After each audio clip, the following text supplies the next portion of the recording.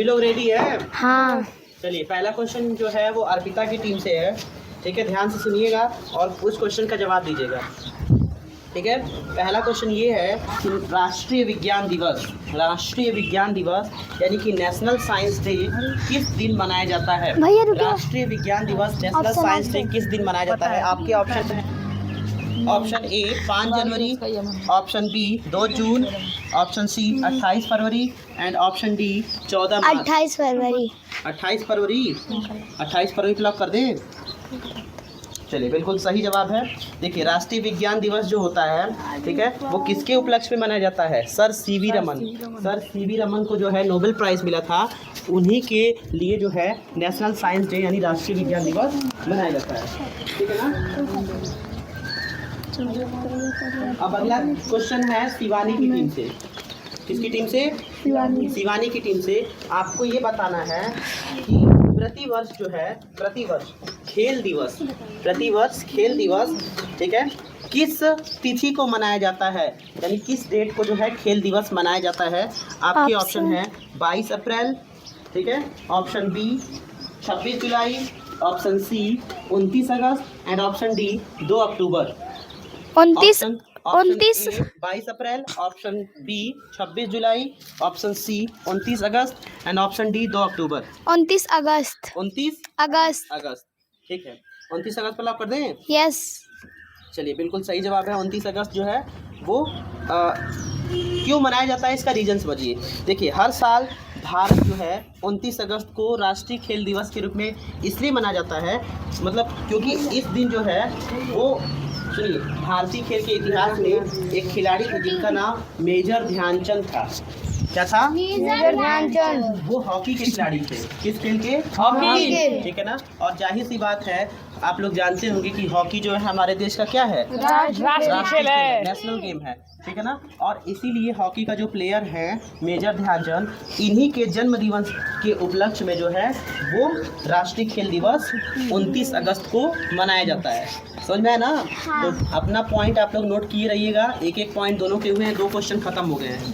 ठीक है ना। एक पॉइंट मिलते हैं। जिसका क्वेश्चन गलत रहेगा वो पॉइंट्स इनको नहीं मिलेगा। लिखो जी। ठीक है। इसके बाद टीम चलते हैं अगले क्वेश्चन की तरफ। सुनिएगा ध्यान से।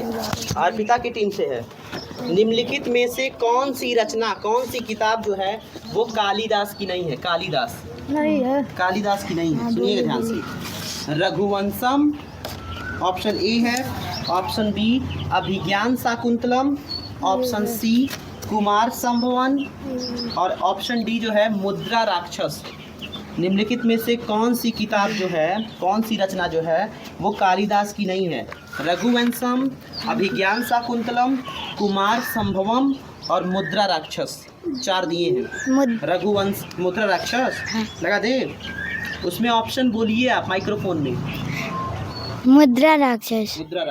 बिल्कुल सही जवाब है। मुद्रा राक्षस जो है वो इनकी किताब नहीं है, इनकी रचना नहीं है। देखिए मुद्रा राक्षस जो है वो संस्कृत का एक ऐतिहासिक नाटक है। ठीक है ना। जो कि कालिदास ने नहीं लिखा था, विशाखा दत्त ने लिखा था। विशाख दत्त। ठीक है ना। कालिदास जो थे वो संस्कृत भाषा के महान कवि थे और इसके साथ साथ नाटककार भी थे। उन्होंने रघुवंशम, अभिज्ञान शाकुंतलम, कुमार संभवम, ठीक है, ये जो है उन्होंने लिखा था। समझ में ना। चलिए क्वेश्चन नंबर 4 है। क्वेश्चन नंबर 4 ध्यान से सुनिएगा। किसकी टीम से है? शिवानी की टीम से। ठीक है ना। क्वेश्चन नंबर 4, निम्नलिखित में से कौन सी कृति जो है वो कालिदास की है? ध्यान से सुनिएगा। ऑप्शन ए किरातार्जुनीयम, दश कुमार चरितम, वृक्ष कटिकम और मालविकाग्निमित्रम। निम्नलिखित में से कौन सी कृति जो है वो कालिदास की है? Option A Kiratarjuniyam, option B 10 Kumara Charitam, option C Mrichchhakatikam and option D Malavikagnimitram. Option A Kiratarjuniyam. हाँ। गलत जवाब है। ऑप्शन डी सही है, मालविकाग्निमित्रम। देखिए मालविकाग्निमित्रम कालिदास द्वारा संस्कृत नाटक है।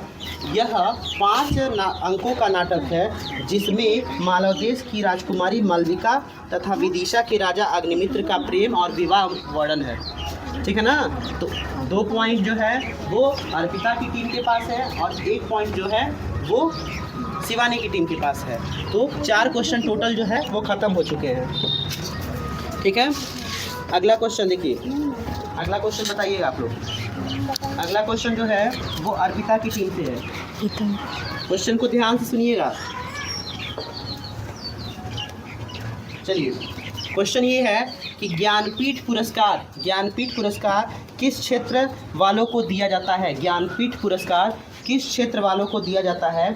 आपके ऑप्शन है साहित्य, ठीक है, ऑप्शन बी इतिहास, ऑप्शन सी नाटक एंड ऑप्शन डी नृत्य। ध्यान से सुनिए, क्वेश्चन बताइए भैया जी। ज्ञानपीठ पुरस्कार किस क्षेत्र वालों को दिया जाता है। आपके ऑप्शन है ए साहित्य, बी इतिहास, सी नाटक या डी नृत्य। नृत्य का मतलब डांस होता है, ठीक है ना। साहित्य का मतलब होता है क्या, लिटरेचर बोला जाता है, जो कविता लिखते हैं उसको साहित्य बोला जाता है, ठीक है ना। इतिहास का मतलब हिस्ट्री के बारे में जो बताते हैं उनको। और नाटक का मतलब जो प्ले लिखते हैं, ड्रामा लिखते हैं। और नृत्य मतलब डांस। तो इनमें से चारों क्षेत्रों में से कौन से क्षेत्र ऐसे हैं जिनमें ज्ञानपीठ पुरस्कार दिया जाता है, आपको बताना है। आपके ऑप्शन है ए साहित्य, बी इतिहास, सी नाटक और डी नृत्य। बताइए। नाटक लॉक कर दें। गलत जवाब है। आपके ऑप्शन है, जो सही ऑप्शन है वो है साहित्य, ठीक है। देखिए, ज्ञानपीठ पुरस्कार भारतीय भाषाओं में श्रेष्ठ साहित्य सृजन पर दिया जाता है। देखिए, जो अच्छा पोएम लिखता है, जिसकी साहित्य रचना जो है अच्छी होती है, जो बढ़िया निबंध लिखा रहता है, जो बढ़िया नाटक लिखा रहता है, उसको जो है वो ज्ञानपीठ पुरस्कार दिया जाता है, ठीक है ना। तो 5वां क्वेश्चन जो है आपका खत्म हो चुका है। और अर्पिता का जो है, अर्पिता की टीम का 1 क्वेश्चन गलत हुआ है और शिवानी की टीम का 1 क्वेश्चन गलत हुआ है। अगला क्वेश्चन जो है वो शिवानी की टीम से है, क्वेश्चन नंबर 6, ठीक है। ध्यान से सुनिएगा। तुम लोग तीनों नहीं बोल रहे कुछ। निम्नलिखित में से कौन सा पुरस्कार जो है वो खेल से संबंधित नहीं है। ध्यान से सुनिएगा। निम्नलिखित में से कौन सा पुरस्कार खेल से संबंधित नहीं है। आपके ऑप्शन है ध्यानचंद पुरस्कार, दूसरा ऑप्शन है अर्जुन पुरस्कार, तीसरा द्रोणाचार्य पुरस्कार और चौथा है सरस्वती सम्मान। 4 है, ध्यानचंद पुरस्कार, अर्जुन पुरस्कार, द्रोणाचार्य पुरस्कार, सरस्वती सम्मान। 4 ऐसे पुरस्कार हैं, ठीक है। इनमें से आपको बताना है कि ऐसा कौन सा पुरस्कार है, ठीक है, वो खेल से संबंधित नहीं है। बताइए।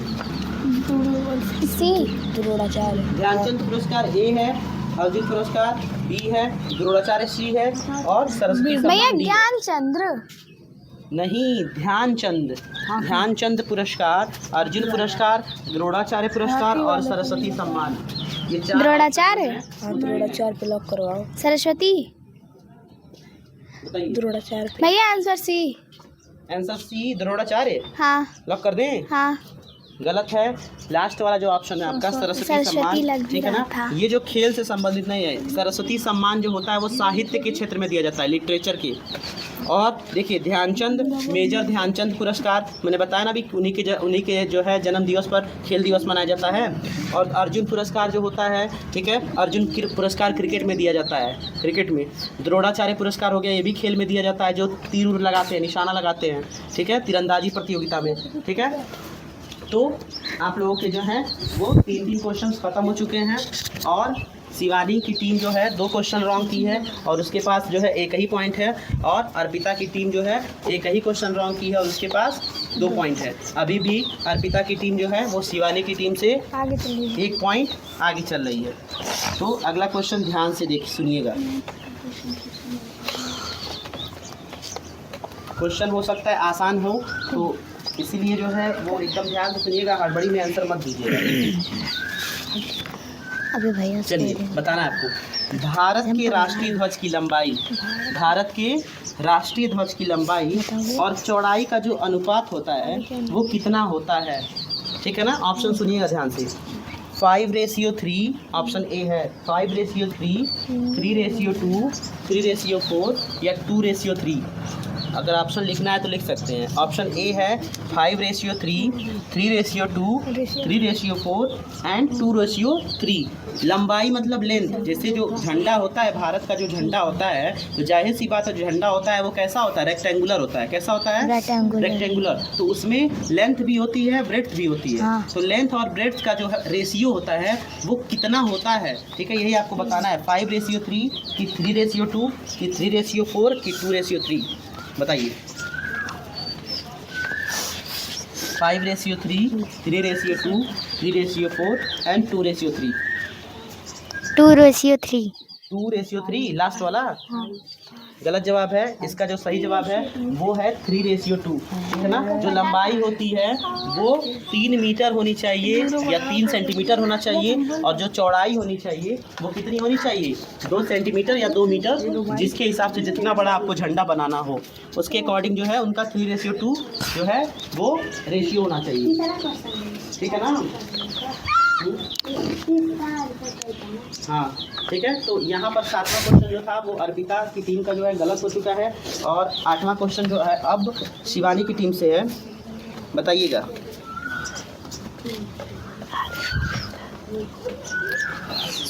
भारत के राष्ट्रीय ध्वज के बीच एक चक्र बना होता है जिसे धर्म चक्र कहा जाता है। उसका रंग कैसा होता है, ध्यान से सुनिएगा।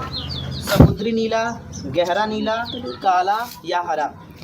भारत के राष्ट्रीय ध्वज, गहरा नीला। ध्यान से सुनिए पहले। भारत के राष्ट्रीय ध्वज के बीच, ठीक है ना, एक धर्म चक्र बना रहता है। वो किस रंग का होता है? आपके ऑप्शन है गहरा नीला, गहरा नीला, काला या हरा। आंसर बी, गहरा नीला। लॉक कर दें? हाँ, बिल्कुल सही जवाब है। 10 करो। ये जो है देखिए, गहरा नीला चक्र होता है और इस चक्र में जो होती हैं 24 तीलियां होती हैं। कितनी तीलियां होती हैं? हम लोग के सामने ही दिख रहा है। और ये जो चक्र है ना, सुनिए, और ये जो चक्र है सुनिए, वो जो है सारनाथ स्तंभ से लिया गया है। आप लोगों को जो है पहले पता होगा या आप हिस्ट्री में गुस्सा मत हो छोटी। मौर्य सम्राट अशोक द्वारा, ठीक है ना, अशोक द्वारा जो है अशोक स्तंभ जो है वो भारत का राष्ट्रीय चिन्ह बनाया गया, और उसी से जो है वो चक्र तिरंगे में लगाया गया है, ठीक है। चलिए अगला क्वेश्चन जो है क्वेश्चन नंबर 8 खत्म हो चुका है। क्वेश्चन नंबर 9 जो है वो है अर्पिता की टीम से। अभी जो है दोनों टीम जो है बराबरी पर चल रही हैं, ठीक है ना, दोनों ये आने वाला है। चलिए ध्यान से सुनिएगा। भारत की प्रथम महिला राष्ट्रपति कौन है? आपके ऑप्शन हैं Sarojini Naidu, option A, option B Pratibha Devi Singh Patil, option C Meera Kumar and option D Vijay Lakshmi Pandit. Who was the first woman president of India? Option A Sarojini Naidu, option B Sarojini Naidu. Sarojini Naidu lock कर दे। चलिए ठीक है, ये जो है गलत ऑप्शन है।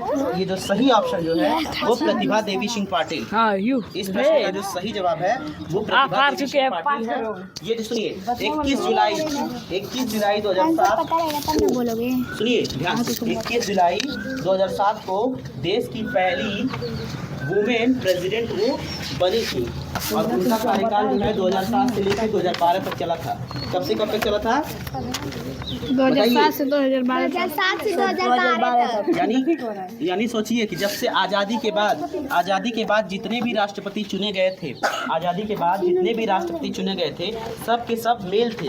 कैसे थे? मेल थे। और ये इकलौती ऐसी महिला थी जो फीमेल थी, पहली बार जो है आज़ादी के बाद राष्ट्रपति बनी थी।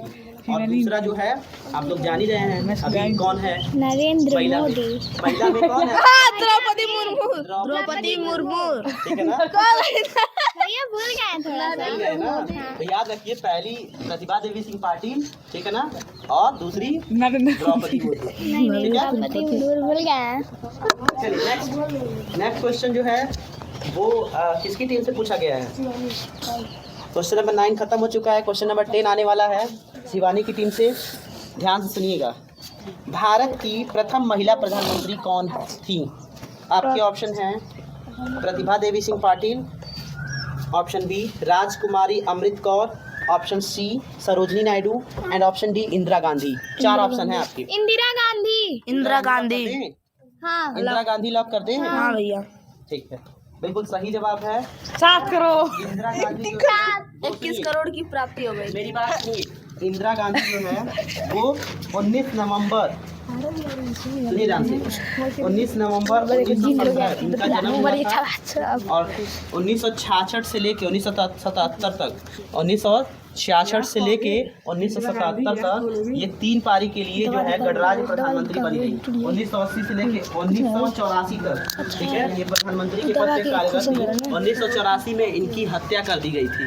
क्या कर दी गई थी? हत्या, जान हत्या। और अब तक जो है ये इकलौती ऐसी महिला है और आज तक जो है इनके अलावा कोई और महिला प्रधानमंत्री नहीं बनी भारत की। सिर्फ इकलौती ऐसी महिला है इंदिरा गांधी, ठीक है, जो भारत की प्रधानमंत्री रह चुकी थी प्रथम। और इनके बाद जो है अभी तक कोई बना नहीं है। सोच लीजिएगा, जितने बने हैं सब जेंट्स। मोदी। हाँ, मोदी जी, मनमोहन सिंह जी, जितने लोग हैं, ठीक है, जवाहरलाल नेहरू तो पहले थे, अटल बिहारी वाजपेयी जी, ठीक है, एपीजे अब्दुल कलाम कहाँ थे? प्रधानमंत्री कहाँ थे? बहुत ही हम बता रहे तब बोलते जा रहे। नहीं ध्यान सुनिए, क्वेश्चन नंबर 11। मोई क्वेश्चन नंबर 11 अर्पिता की टीम से एवरेस्ट पर पहुंचने वाली प्रथम महिला कौन है? हमको पता है। नहीं, तुमको नहीं पूछ रहे हैं।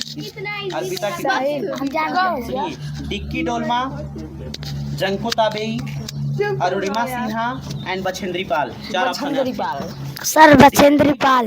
बछेंद्री पाल लॉक कर दें? सही है। बिल्कुल सही जवाब है। 10 करोड़। सुनो जो ध्यान से, बछेंद्री पाल जो है 1984 में 1984 में पहली बार माउंट एवरेस्ट पे चढ़ी थी। और उस टाइम पर जो है पूरी दुनिया में 5वीं ऐसी महिला थी जो माउंट एवरेस्ट पे चढ़ी थी। भारत की पहली और पूरी दुनिया की 5वीं ऐसी महिला। भैया दिया है। क्लास 5 के 3rd चैप्टर पे दिया होगा। जीके में भी था। ठीक है, दिया है। कितने खत्म हो चुके हैं? भैया 10 खत्म हो चुके हैं। हाँ भैया। अब जो है 10 खत्म हो चुके हैं और सबकी स्कोर आप लोगों का कितना है? भैया हम लोगों का 3 अभी के लिए बराबर है। बराबर। क्या 20 क्वेश्चन होगा ना? अभी किससे पूछा गया है? छोटी सी। तो कितने क्वेश्चन खत्म हुए? 11 कि 10? 11। क्योंकि आप ही से स्टार्ट किया गया है, अभी इससे पूछना बाकी है। अभी 11 हुआ है ना, तो 3 जो है अभी पॉइंट हुआ है, ठीक है ना। आप एक पॉइंट पीछे चल रही थी, तो आपने अभी क्वेश्चन का जवाब दिया है, तो आप लोग 3 पॉइंट हो चुके हैं।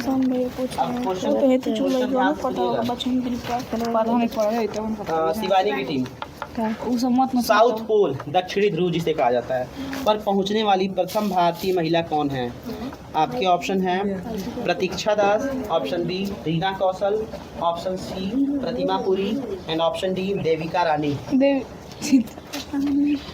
देविका रानी। बोलना है माइक्रोफोन में बोलिए। देविका रानी। देविका रानी लॉक करते हैं? हाँ भैया। गलत जवाब है। आपका जो सही जवाब है वो है रीना कौशल। तो कैप्टन बोलिए। चलिए नेक्स्ट। कोई बात नहीं मानते। अर्पिता की इंडिया का फर्स्ट गवर्नर जनरल कौन था? Who was the first governor general of India? ठीक है ना, प्रथम गवर्नर जनरल। आपके ऑप्शन है option A Lord Mountbatten, option B Lord Curzon, option C Lord William Bentinck and option D Lord Canning. सुनिएगा ध्यान से, इंडिया का फर्स्ट गवर्नर जनरल कौन था? Lord Mountbatten, option B Lord Curzon, option C Lord William Bentinck and option D Lord Canning. Option C आप भी लोग पूछ लीजिए, इन लोगों से भी राय ले लीजिए। Option A Lord Mountbatten, option B Lord Curzon, option C Lord William Bentinck and option D Lord Canning. Option C. Option C Lord William Bentinck बिल्कुल सही जवाब है। हिस्ट्री में पढ़े थे किताबिया में। लॉर्ड विलियम बेंटिक जो थे, सुनिए 1828 से लेके 1835 तक, सुनिए ध्यान से, 1828 से लेके 1835 तक वो भारत के गवर्नर जनरल थे, ठीक है ना। अगला क्वेश्चन जो है वो शिवानी की टीम से है, ध्यान से सुनिएगा। 15 करोड़ का इंडिया का अंतिम वायसराय कौन था? 95 करोड़। भारत का अंतिम वायसराय कौन था?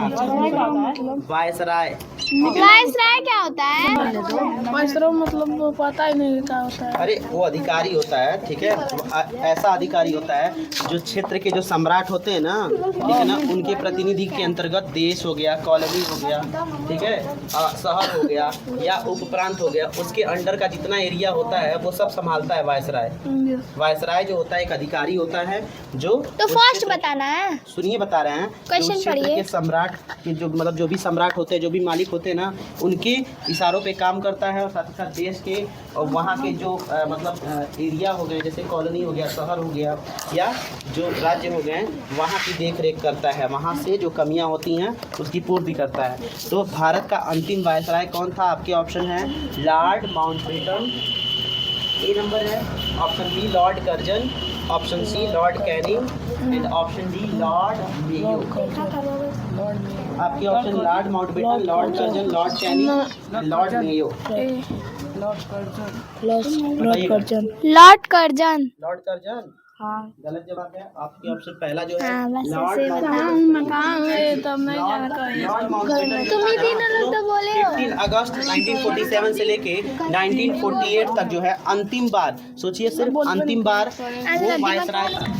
चलिए अगला क्वेश्चन है, अगला क्वेश्चन है, पागल होगा तुम लोग। 14 क्वेश्चन खत्म हो चुके हैं ना, ठीक है, रुके भैया। 14 क्वेश्चन खत्म हो चुके हैं और अर्पिता की टीम जो है वो 4 पॉइंट लेकर आगे है और शिवानी की टीम 3 पॉइंट। हारने के कगार पर। चलिएगा ध्यान से सुनिएगा। अरे कुछ भी हो जाए, आगे हो भारत में जाए। सबसे बड़ा पशुओं का मेला कहाँ लगता है? आपके ऑप्शन है नवागांव, सेकेंड ऑप्शन है होशंगाबाद, थर्ड ऑप्शन है सोनपुर एंड फोर्थ ऑप्शन है हिसार। नवागांव ए है, होशंगाबाद बी है, सोनपुर सी है, हिसार डी है। बताइए क्वेश्चन क्या है? भारत में सबसे बड़ा पशुओं का मेला कहाँ लगता है? Navagaon, Hoshangabad, Sonpur and Hisar. Option number C. Option number C Sonpur बिल्कुल सही जवाब है। देखिए सोनपुर जो होता है, सुनिए ध्यान से, सोनपुर मेला बिहार के हर साल कार्तिक पूर्णिमा के नवंबर दिसंबर में लगता है। यह एशिया का सबसे बड़ा पशु मेला है, ठीक है ना। मेले को हरिहर क्षेत्र मेला के नाम से भी जाना जाता है। अब अगला क्वेश्चन जो है वो शिवानी की टीम से है। क्वेश्चन नंबर 16 है, ध्यान से सुनिएगा। भारत में सबसे बड़ी झील कौन सी है? ध्यान से सुनिए ऑप्शन। आपके ऑप्शन है सांभर झील ए है, ऑप्शन बी गोविंद सागर झील, ऑप्शन सी महाराणा प्रताप झील एंड ऑप्शन डी वूलर झील। वूलर जी। भारत में सबसे बड़ी झील कौन सी है? आपके ऑप्शन है सांभर झील ए है, ऑप्शन बी गोविंद सागर झील, ऑप्शन सी महाराणा प्रताप बता दो। एंड ऑप्शन डी वूलर झील। सी बी वाला होगा शायद, बी वाला। बेकाल झील है। बी वाला। बेकॉल वो दुनिया का होगा, भारत का पूछा जा रहा है। भारत की सबसे बड़ी झील, ठीक है ना, सांभर, गोविंद सागर, महाराणा प्रताप झील एंड वूलर झील। वूलर जी। वूलर लगा दे, नहीं यार, सांभर झील। सांभर लगाएं। बी वाला कौन सा है? बी वाला ऑप्शन क्या है? नहीं रुक गोविंद सागर झील। गोविंद सागर झील। सागर का मतलब बहुत बड़ा। देखिए आपके ऑप्शन पहले है, पहला है सांभर झील, दूसरा गोविंद सागर झील, तीसरा महाराणा प्रताप झील और चौथा बताइए जल्दी। गोविंद सागर झील। हाँ? गोविंद सागर झील। झील लगा दे। हाँ भैया। गलत जवाब है। वूलर झील जो है वो सही जवाब है। देखिए हाँ, वूलर झील जो है ढेर बताने वाली। वूलर झील जो है जम्मू एवं कश्मीर राज्य के बांडीपुरा झील स्थित झील है। यह तुम सही बोल रहे मीठे थे। पानी की सबसे बड़ी झील है। कैप्टन बात ही नहीं मान रही है, उसकी टीम हार जाएगी। वो मीठे पानी की सबसे अभी तुम लोग की बात नहीं मानो वरना मैं हार जाता। झेलम नदी के मार्ग में आती है और झेलम इसमें पानी डालती भी है, ठीक है ना, और फिर आगे निकालती है। चलिए अगला कैप्टन से पी रहे भाई। ध्यान से सुनिएगा। क्वेश्चन नंबर कितने खत्म हो चुके हैं? 16। हाँ 17 नंबर क्वेश्चन है, ध्यान सुनिएगा। ठीक है, तीन छोटी की ना, सुनिएगा। भारतीय संविधान में कितने मौलिक कर्तव्य शामिल किए गए हैं? इंडियन कॉन्स्टिट्यूशन में कितने ड्यूटी जो हैं वो शामिल किए गए हैं? अरे यार। ऑप्शन है 9, अब 10, 11, 12। यहाँ करके जन बोलना तुम बोलो। भैया 9, 10, 11, 12 इंडियन कॉन्स्टिट्यूशन में कितने ड्यूटीज हैं? 9। 9 लॉक कर दें? हाँ गलत जवाब है। इस प्रश्न का जो सही है वो है 11। ठीक है ना, मौलिक कर्तव्य में कुल मिलाकर 10 करोड़ आ गए माइनस में। 11 अध्यायों को शामिल किया गया है। शांत हम नहीं बोलेंगे यार, तो क्यों बोलेंगे? तब बोलूंगा। और पहले सबसे ध्यान से सुनिएगा। क्वेश्चन नंबर 18, चंद्रगुप्त द्वितीय का दूसरा क्या नाम है? आपके ऑप्शन है समुद्रगुप्त, स्कंदगुप्त, विक्रमादित्य, राणागुप्त। चंद्रगुप्त द्वितीय, ध्यान से सुनिएगा। स्कंदगुप्त। अरे सुनो पहले क्वेश्चन को। चंद्रगुप्त द्वितीय का दूसरा नाम क्या है? दूसरा नाम कि उसका बेटा? दूसरा नाम अन्य किस नाम से जाना जाता है चंद्रगुप्त द्वितीय को? सुनो ध्यान से। समुद्रगुप्त, स्कंदगुप्त, विक्रमादित्य, राणागुप्त। सोच लेना। समुद्रगुप्त, स्कंदगुप्त, विक्रमादित्य और राणागुप्त। राणागुप्त नहीं है, मेरे इतिहास में दिया है। समुद्रगुप्त, स्कंदगुप्त, विक्रमादित्य, राणागुप्त। विक्रमादित्य शायद। तुम बोलो यार, तुम बोलो। स्कंदगुप्त। बता दें? स्कंदगुप्त। ठीक है, गलत जवाब है। विक्रमादित्य इसका सही जवाब। बोले अब सुनिए ध्यान से। नहीं है, बोले। मेरे बुक में सुनिए ध्यान से। चंद्रगुप्त 2 लोग थे। एक का उपनाम जो है वो विक्रमादित्य है और दूसरे का उपनाम जो है स्कंदगुप्त और समुद्रगुप्त दोनों। दो चंद्रगुप्त थे, ठीक है ना? 1 2 3 4 5। तब हम ही लोग जीते। दोनों नमो दे दिया गया था, नहीं जानिए वो समुद्रगुप्त और स्कंदगुप्त दोनों का नाम। एक क्वेश्चन दो ऑप्शन कैसे सही रह सकते हैं? एक क्वेश्चन मेरा और एक क्वेश्चन तुम लोग उसी में दे दिया गया था। तुम दो एक ही नाम पढ़ी हो क्या? समुद्रगुप्त होता है, स्कंदगुप्त और विष्णुगुप्त, 3 नाम है उनके। सोच लो। हाँ 3 नाम। और चंद्रगुप्त द्वितीय के जो है नहीं भैया, नहीं भैया 30 क्वेश्चन नहीं होगा। खत्म हो चुके हैं। लास्ट में 19 क्वेश्चन जो है वो अर्पिता की टीम से। पृथ्वीराज चौहान, सुनिएगा ध्यान से। पृथ्वीराज चौहान को मोहम्मद गौरी ने किस युद्ध में हराया था? आपके ऑप्शन है चंदावर के युद्ध में, सेकेंड तराइन के युद्ध में, थर्ड जो है हल्दी घाटी के युद्ध में, एंड डी जो है रणथंभौर के युद्ध में। चंदावर, ठीक है ना, तराइन, हल्दी घाटी या रणथंभौर? लगा दें? गलत जवाब तराइन होगा। का जो सही जवाब है वो है तराइन। 10 करोड़ 10 करोड़। अब क्या करोगे 10 करोड़ के? हाँ तो क्वेश्चन सोच कर बोल ले दो। लास्ट क्वेश्चन इस क्विज का जो है वो आ रहा है शिवानी की टीम के लिए।